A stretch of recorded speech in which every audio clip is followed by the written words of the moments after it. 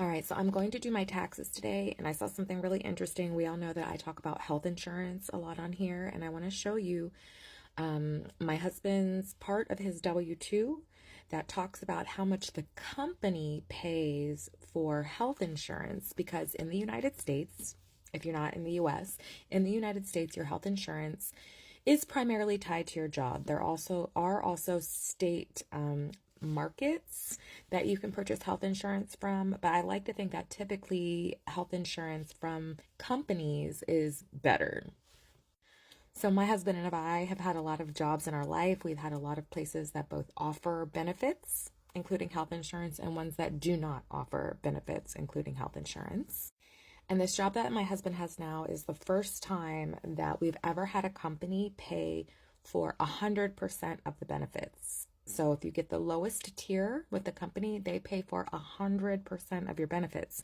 There are two other tiers where you as an employee can pay something every paycheck and have slightly better benefits.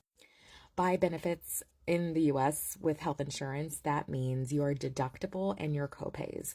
So even when you pay for health insurance monthly, you also still typically have to meet a deductible for the individual and for the family, as well as copays depending on the procedure and what type of doctor that you go to. Sometimes there's also co-insurance where they pay a percentage and then you pay the rest of the percentage. It's very convoluted. All right, so here is a portion of my husband's W-2, and this is how we file taxes in the US.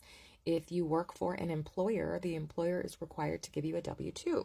So I want you to look at that. See instructions for box 12. We have C and we have DD. Look at that number on DD. $23,441.64. So let's see, what is DD? And here we go. Cost of employer-sponsored health coverage. The amount reported with the code DD is not taxable.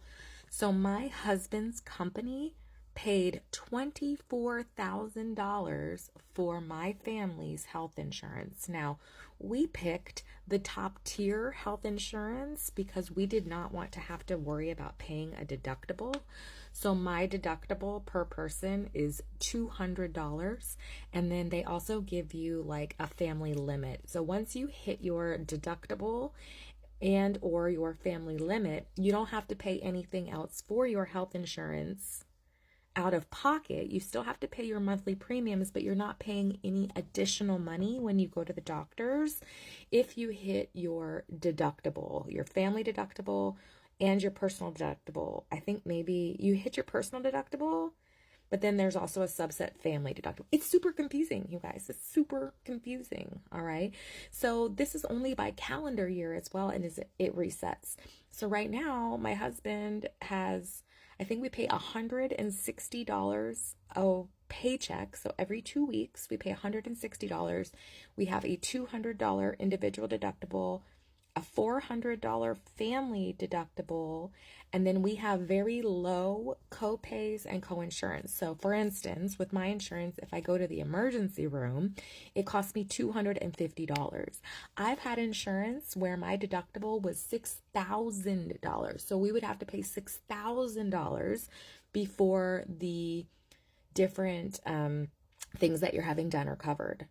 $6,000. And then in that case, you're still typically paying a big amount of money every month for that insurance, because a lot of times the businesses are not paying any portion of the insurance.